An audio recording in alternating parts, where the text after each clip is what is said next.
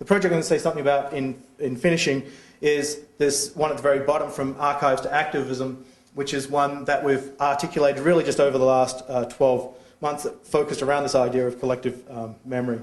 So the sort of key idea of what we're sort of doing here under this grotesque heading of community-university relations is to try and basically build what I call a two-track set of living archives, okay, that would be devoted to the history of eugenics in Western Canada. And these would be made up of what we could consider to be traditional archival materials, paper archives, which we have to kind of fight to get, unfortunately, because, for example, 4 in 5 of the case files that were maintained from the Eugenics Board were culled, sort of in some sense by accident. We only have 1/5 of those, but we have much more information reconstructed in the legal files that field have. And start with that and then look at digitalizing some aspect of the material that's out there and packaging it in various kinds of ways through curriculum bundling, oral presentations, engaging in sorts of practice that what I call sort of people libraries, where instead of, to find out your history, you go and take a book out of the library, you go and take a person out of our network. And you take them away for a day and you have a cup of coffee with them and you hear the stories and so on. And it can be a very powerful way for engaging students, say, at the university to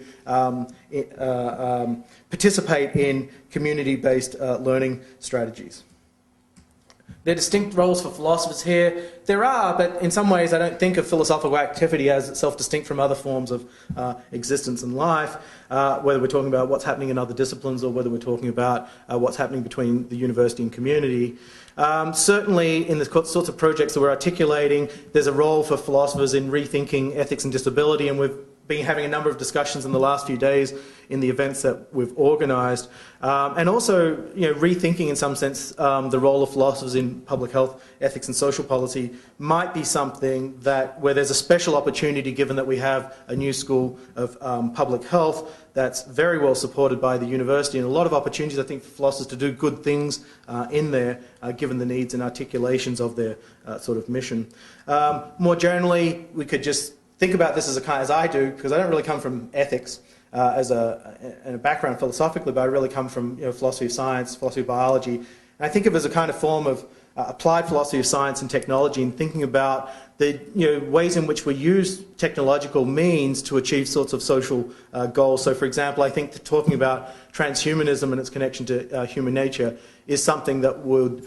be a really good place for philosophers, or engaging in activities would be something really useful for philosophers to do. And in that name, we're working partly with Gregor Waldbring and others who have much more expertise in this, coming from other sorts of backgrounds. And then finally, I also think there's a role, partly this goes back to the connections with Sue Campbell, who is in our network, and thinking about the role of transformative narratives, whether we're talking about transformations of the self or transformation of sort of community level thinking. And also moving behind, if you like, working partly on disability in the last few years